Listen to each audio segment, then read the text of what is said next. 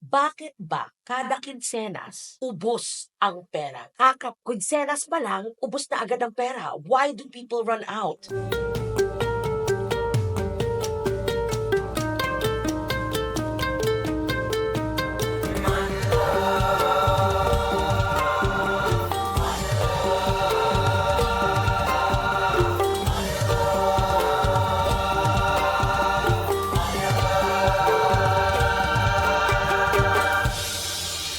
Hi everyone, welcome to another episode of MoneyLove. And today we have a special guest with us. She's going to be my co-host for today. I'd like to introduce you to Garlic Garcia. Thank you so much, Edna, for having me. Hello. I am excited to co-host this episode of Money Love as it is a special three-part series as we get to the bottom of such important questions that many people have about money. And today I'm here to ask you questions, right, on Money Love. So number one, I'd like to congratulate you, Leah, and Atma Prema Wellbeing for creating Atma Prema Conversations. I'm so excited to hear about what you have to say when it comes to questions that relate to money. Number one, why isn't there enough of it?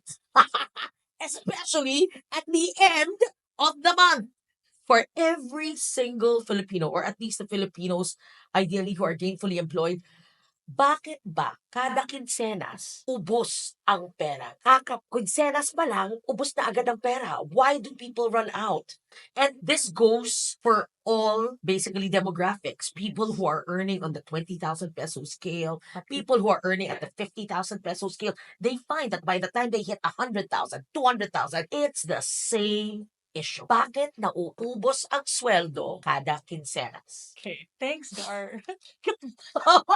Why? Nahirapan ako. You know, I was actually just talking to somebody about it. Kasi, di ba, like, kunyari, we were discussing earlier, right? Na parang, some people, parang, kunyari nakuha ko yung sweldo ko, and then by the time matapos yung sweldo, ito na lang yung natira. I would like to suggest that part of your expense sheet is also savings. Like, before you even give your money, like, pay your money to, other creditors, before you pay your utangs, set aside muna money for yourself. So that's part. So parang save that part. Like maybe, kunyari, if you can do 10%, 20%, whatever. Kunyari, my sweldo is 15,000 this month, this payday, and then I get 3,000 and then put it aside. And then the rest I can use to pay my utangs and everything again. So you'll never run out. And then the thing is, what you're doing is actually you're training yourself na mag-ipon. So now, the universe is saying, so yung lang, like 15,000 less 3,000, 12,000. So 12,000 lang yung gagawan ko ng expenses for you. Like kunyari, if there's an emergency, up to 12,000. Kasi the rest, hindi na yan kasali. Because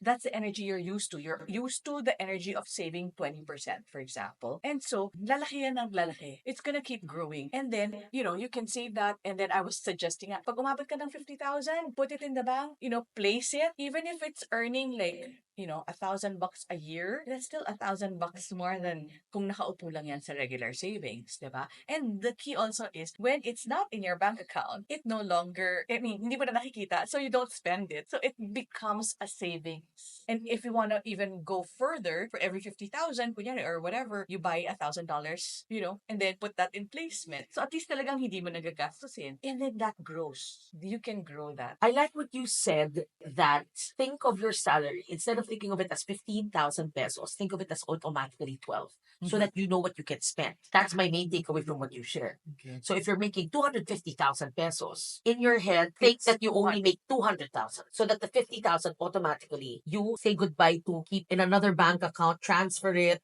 Okay. di ba, pang rainy day. Pero pause.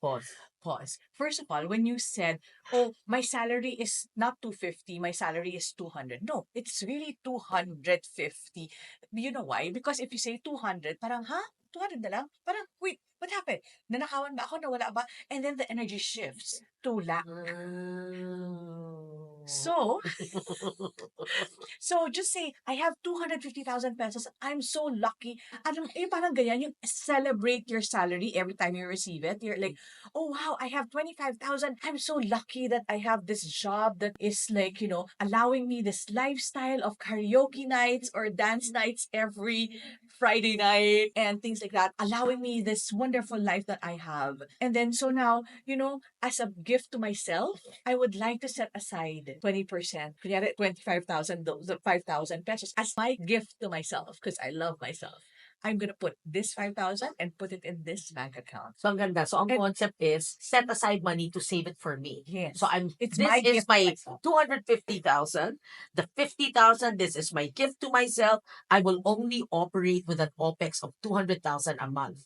Now, with the 200,000 a month, my car mortgage, my Yes. home rental, my food, my transport expenses, di ba? Then My that's tra- how you break it down. Yes. And then you can even add up, kunyari, 10% or 20%, whatever, for my travel. This is my savings for my travel. So at least, lahat pati yung gastos mo for future, parang hinuhulog-hulugan mo na now. So that you don't, kasi remember kanina you said, oh, this is my 50,000 for my emergency expenses. No, that is for your savings. That is for, when you grow old. And not only that, this is your investment. Kasi yung 50,000 mo, mag-grow yan eh. Tapos you can place it and then that's passive income immediately eh. And if you know how to, buy stocks and everything, which I'm not good at, I have to study more on that. But if you know how to do that, then you can grow this also. So that is savings. So your travel next year, you can make hulog-hulog every month. For example, 10,000 a month or 20,000 a month. This is for my travel so that you don't dip on your savings when travel comes for you. Because it's already part. Because after 1 year, you're like,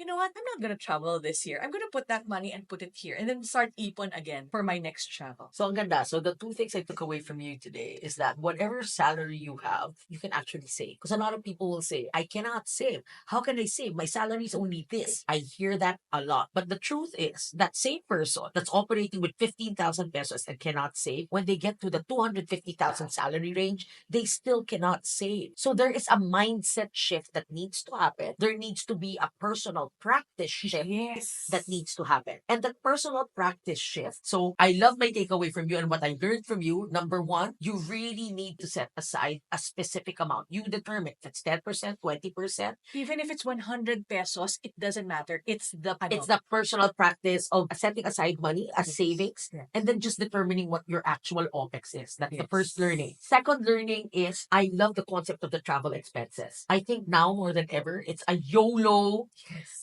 mindset. There's revenge travel coming from the Yes. pandemic. And I think more than anything else, travel has become more democratized in the sense Correct. that anyone can travel now. It's not just for the elite anymore. Anyone can travel. And I know that a lot of people in the Gen Z millennial era love traveling and because it fills their heart. Yes. It's such a source of inspiration, of knowledge, of exposure, of being a citizen of the world. And with that, Edna's sharing is we need to create a travel expense fund by literally making hulog. That's brilliant. So that by the time a travel comes that you really want to go on with your friends or for yourself, hindi ka nagagahol sa budget. You're not dying, oh, there's a big chunk. I need to pay 250,000 on a business class ticket. When technically you've been saving up for it for the last year. So suddenly it's not as heavy or as difficult to do. So great learnings, Edna. Thank you. And the nice thing about now, parang people are learning how to appreciate their wealth. Like unlike before na parang ipon lang tayo ng ipon lang tayo ng ipon, and then you never enjoy. Now it's so nice that people know how to enjoy. But just a cautionary tip, don't forget to save. And then yun nga, may kulog-kulugan. Hindi naman tayo every month nagta-travel eh.